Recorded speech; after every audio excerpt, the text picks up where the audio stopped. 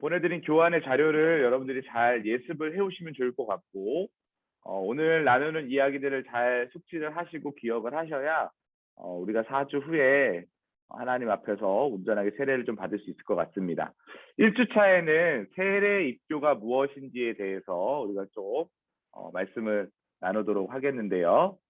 먼저 세례 입교를 준비하면서 여러분 이것을 꼭 지켜달라라고 제가 몇 가지 당부를 좀 드립니다. 앞에 있는 화면에 나와 있는 또 여러분 교환에 나와 있는 내용들을 잘 인지해 주시기 바랍니다.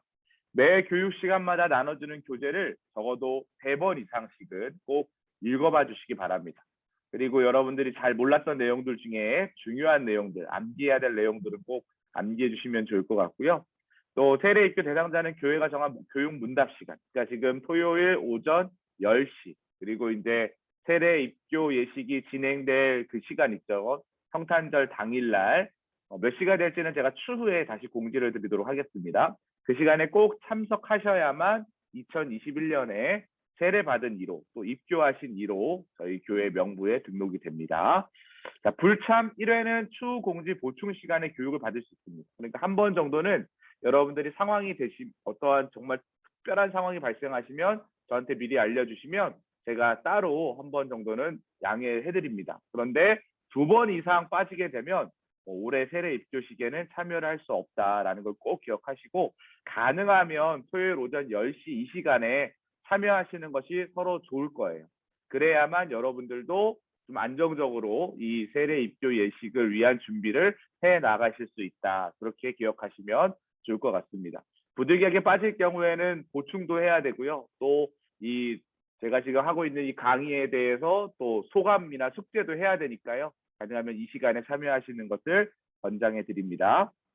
4번째는 내 평생 한 번뿐인 세례 입교를 소중하게 생각하며 기도로 준비하시기 바랍니다. 여러분, 그리스도인에게 있어서 이 세례 입교는 너무나도 중요한 절차입니다. 여러분들 중에는 이미 아동 세례 혹은 학생 세례를 받고 혹은 유아 세례를 받고 이번에 이제 입교하시는 분들도 계시고요. 또 어떤 성도님은 늦게 신앙생활을 시작했기 때문에 세례와 입교를 동시에 하시는 성도님들도 계십니다.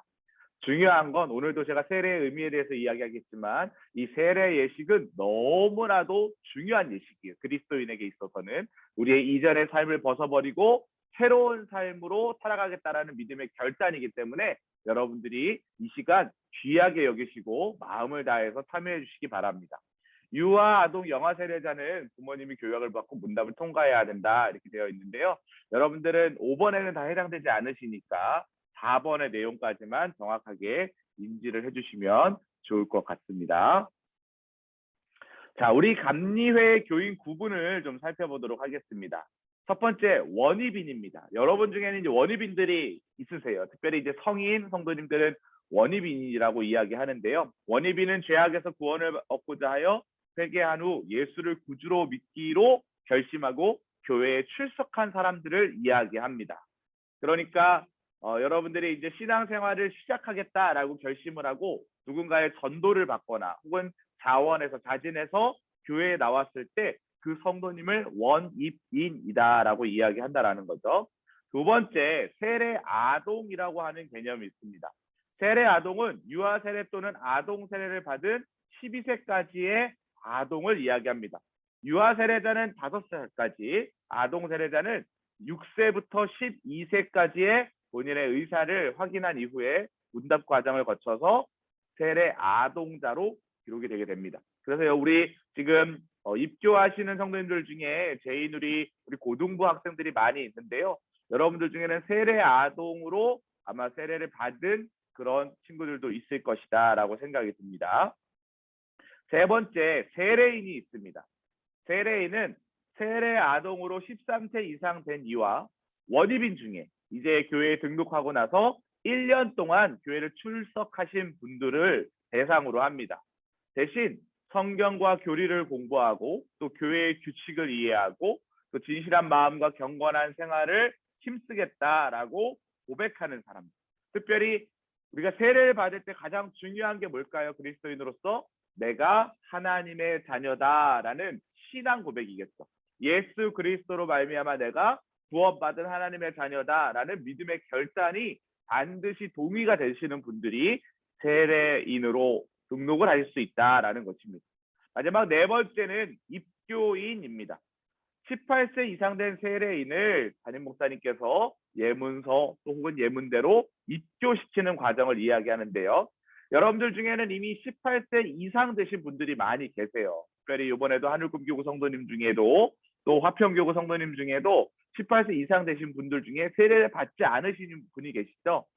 18세 이상이 되면 이 세례와 입교를 동시에 하는 것입니다. 그러니까 세례를 받음으로 입교가 자동적으로 진행된다라고 기억을 하시면 되고, 지금 또 제1의리 학생들 중에 고등부 학생들 중에 입교하겠다고 신청하신 분들이 있는데 어려서 영아 세례, 유아 세례, 학생 세례를 받은 이후에 이제 18세 이상이 되었기 때문에 만으로 18세 이상이 되었기 때문에 교회 정식 멤버로 입교를 하는 과정을 여러분들이 이번 2021년 성탄절 때 한다 생각을 하시면 되겠습니다. 또 다른 교회에서 세례를 받고 이명 증서를 가지고 오신 분도 있어요. 우리 청년 중에 한 명이 그런 케이스인데 이미 다른 교회에서 세례를 받았어요. 근데 이제 우리 교회로 와서 신앙생활에 정착을 했기 때문에 우리 교회에서 정식 멤버십을 갖겠다라고 그렇게 믿음의 결단을 하고 이번에 입교를 신청한 청년도 있습니다. 이렇게 감리교회의 교인 구분은 원입인, 세례아동, 세례인, 입교인으로 구성되어 있다. 여러분들이 꼭 기억해 주시기 바랍니다. 자, 그러면 여러분 세례 입교를 준비하는 자들을 위해서 제가 몇 가지를 권면을 드리려고 하는데요. 여러분들 교환에 보면 총 10가지가 있습니다. 10가지가 있는데 음성어로 해놓았긴 했지만 여러분이 있는 자리에서 교환을 보시면서 같이 한번 10가지를 읽어보면 좋을 것 같아요. 1번부터 여러분들 생각하시면서 읽어보시기 바랍니다. 1번부터 함께 읽겠습니다. 주기도문, 사도신경, 10계명을 외우시기 바랍니다. 어떤 일이 있어도 주일은 교회에 나와서 꼭 예배를 드리시기 바랍니다. 매일 기도하고 성경을 차례대로 읽으시기 바랍니다. 식사 기도와 잠자리 전후의 기도를 꼭 하시기 바랍니다. 교회 학교, 속회, 선교회 등에 소속하여 활동하시기 바랍니다. 가정 예배를 드리시기 바랍니다. 교회가 정한 모든 집회에 열심히 출석하시기 바랍니다. 봉헌생활, 물질 혹은 몸으로 하는 봉사에 힘쓰시기 바랍니다. 가족, 이웃과 친지에게 전도하기를 힘쓰시기 바랍니다. 성경에 위배되는 일은 일체하지 않도록 하시고 경건한 생활에 힘쓰시기 바랍니다. 좋아하는 찬송가를 택하시기 바랍니다. 좋아하는 성경 한 구절을 외우시기 바랍니다. 예를 들면 요한복음 3장 16절처럼 하나님이 세상을 이처럼 사랑하사 독생자를 주셨으니 누구든지 그를 믿는 자는 멸망치 않고 영생을 얻게 하려 하십니다. 이런 성경 구절이라든가 여러분들이 마음 가운데 하나님이 내말로 주신 성경 구절을 꼭 읽으시면 좋을 것 같다. 외우시면 좋을 것 같다라는 권면의 말씀을 드립니다. 그러면 오늘 이 시간에는 이 세례 받음에 대한 의미에 대해서 여러분들이 조금 이해를 하시면 좋을 것 같습니다. 왜 우리가 세례를 받아야 하느냐? 예수님께서 부활 승천하신 이후에 예수님의 제자들과 예수님을 따르던 사람들이 믿음의 공동체를 이루었습니다. 여러분, 복음서의 끝은 예수님의 죽음, 그리고 예수님의 부활, 그리고 예수님의 승천 사건으로 기록이 되어 있습니다. 예수님이 왜 십자가에 달려 돌아가셨나요? 여러분, 성전에 올라오시면 성전 중앙에 있는 게 뭐예요? 십자가입니다. 왜 예배당 중앙에 십자가가 걸려 있을까요? 예배를 드릴 때마다 늘 생각하라는 거죠. 예수님의 죽음을 생각하라는 것입니다. 왜 예수님이 죽으셨나요? 저와 여러분들을 살리시기 위해 예수님의 십자가에 달려 돌아가심으로 말미암아 피를 쏟으셨습니다. 그 피가 더러운 나의 죄를 덮음으로 말미암아 우리는 그 믿음을 가지고 구원을 받는 것입니다. 그리고 예수님이 거기서 끝나셨다면 절망적이죠. 죽음으로 끝났다면. 하지만 우리가 잘 알고 있는 대로 예수님이 며칠 만에 부활하셨어요? 그렇죠. 3일 만에 부활하셨습니다. 3일 만에 사망 권세를 끊어내시고 죽음에서부터 부활을 하셨어요. 부활하셔서 40일 동안 제자들에게 보이시면서 같이 식사도 하시고 또 의심하는 도마에게 만져보라고도 하시고 이 땅 가운데 예수님이 부활하셨음을 증명하셨습니다. 그리고 나서 어디로 가셨다고요? 하늘로 올라가셨습니다. 올라가시면 두 가지를 약속하시죠. 내가 너희에게 성령을 보내겠다. 하지는 내가 너희들이 거처할 처소를 예비하러 간다. 그렇게 예수님이 약속하셨습니다. 예수님께서 그 약속을 하셨기 때문에 제자들은 예수님의 승천 이후에 어디로 모여요? 예루살렘으로 모입니다. 모여서 마가의 다락방에서 뜨겁게 같이 기도하죠. 예수님이 우리의 구세주 되신다라는 믿음을 가지고 기도하고 성령의 충만함의 은혜를 경험합니다. 오순절 마가의 다락방에 성령 세례가 임하게 되는 장면을 보게 되는 것이죠. 이와 같이 예수 그리스도의 죽음과 부활과 승천과 성령의 충만함을 입은 사람들이 세웠던 공동체가 뭐냐? 바로 초대교회라는 거예요. 그래서 예루살렘을 중심으로 사도행전 1장부터 12장까지는 예루살렘 교회가 생겨지고요. 또 13장부터 28장까지는 바울을 중심으로 이방인 교회가 수리아 안디옥 교회로 시작으로 갈라디아 교회, 빌립보 교회, 데살로니가 교회, 고린도 교회, 에베소 교회, 로마 교회, 골로새 교회 이런 교회들이 계속 생겨나기 시작했다라는 거예요. 그 교회의 구성원들이 누굽니까? 믿음의 공동체, 하나님의 백성들이었다라는 것이죠. 그렇기 때문에 이 사람들이 내가 구원받은 하나님의 자녀입니다 라는 표징으로 했던 의식이 바로 세례라는 거예요. 세례는요 정말 중요한 예식입니다. 세례를 받음으로 우리는 하나님의 자녀입니다 라는 공적인 인정을 하게 된다는 것이죠. 세례 예식은 단순히 죄를 씻는 의미의 의식일 뿐만 아니라 예수 그리스도를 나의 주님으로 고백하고 내가 하나님 나라의 백성입니다 라는 믿음의 고백으로 죽은 예전의 삶의 자리를 청산하고 새롭게 태어나는 의미를 갖는다라는 것을 여러분 꼭 기억하셔야 합니다. 그리스도인은 그런 의미에서 두 번 태어난다라고 이야기하죠. 첫 번째 태어나는 것은 여러분의 어머니의 뱃속에서 모태에서부터 태어나는 자연적인 출생입니다. 우리는 다 어머니의 뱃속으로부터 태어나죠. 두 번째 출생은 뭐예요? 영적인, 거기 가로에다가 적어보세요. 출생, 영적인 출생 이렇게 적어보시기 바랍니다. 영적으로 우리는 하나님의 자녀가 되는 은혜를 경험했다라는 거예요. 요한복음 3장 5절에 보면 예수께서 대답하여 이르시되 진실로 내게 이르노니 사람이 물과 성령으로 나지 아니하면 하나님의 나라에 들어갈 수 없다라고 기록되어 있습니다. 영적인 출생은 이처럼 새롭게 시작한다라는 것을 의미하는 것. 그러면 세례의 의미 첫 번째가 무엇입니까? 의롭다 하는 표시다라는 것이죠. 의롭다 하는 표시다. 사도행전 2장 38절에 보면 베드로가 이르되 너희가 회개하여 각각 예수 그리스도의 이름으로 세례를 받고 죄사함을 받으라. 그리하면 성령의 선물을 받으리니 이렇게 기록이 되어 있습니다. 자, 제가 여러분들에게 질문을 할 거예요. 가로넣기를 시간마다 질문을 하게 될 텐데 제가 호명을 하면 여러분들 음소거를 키시고 그 질문에 대답을 해주시기 바랍니다. 우리 안경인 성도님께서 가로에 있는 내용을 읽어주시면서 앞에 문장을 한번 좀 읽어주시면 좋을 것 같아요. 안경인 성도님 음소거 키시고 한번 읽어봐 주시기 바랍니다. 죄송합니다. 이 괄호 이 문제 요만 못 풀었어요. 죄송해요. 그러셨어요? 네. 자, 그러면 한번 다른 분에게 한번 질문해 볼게요. 우동균 성도님 혹시 푸셨나요? 우동균 성도님 음소거 한번 켜보시고. 모르는. 잘 모르겠어요? 어려운가요? 모르겠습니다. 제가 정답을 알려드릴게요. 세례는 회개하고 죄사함을 받은 사람에게 주어지는 것입니다. 세례는 회개하고 죄사함을 받은 사람에게 주어지는 것입니다. 어떤 사람에게 주어진다고요? 회개하고 죄사함을 받은 사람에게. 세례를 받은 사람은 의인이라는 것이죠. 의인이 되었다라는 표시는 세례를 주는 거예요. 물론 의인이란 뜻은 사람이 하나님처럼 의롭게 변했다라는 그런 의미가 아닙니다.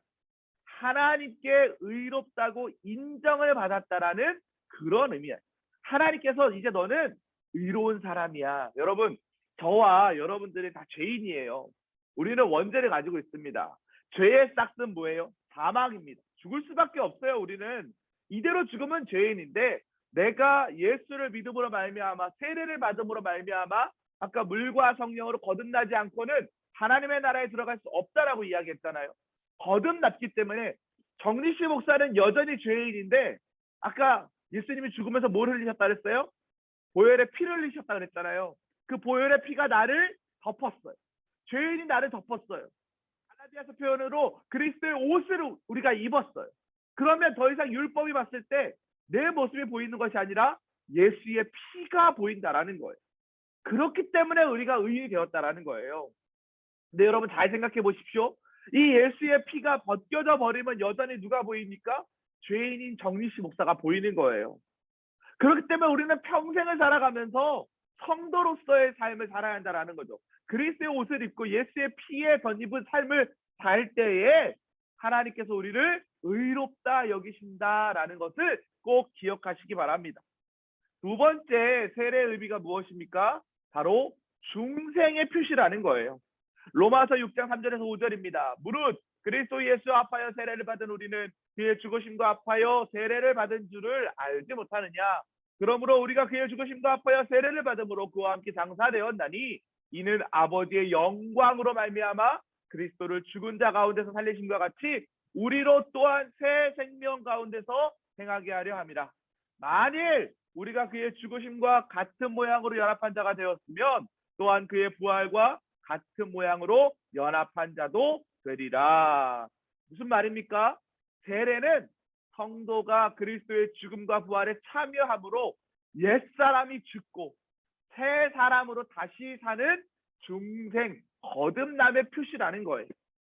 고린도서에 보면 내가 그리스도와 함께 2장 20절에 그리스도와 함께 십자가에 못 박혀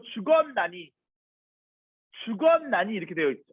그런즉 이제는 내가 산 것이 아니요 내 안에 그리스도 예수께서 사신 것이다.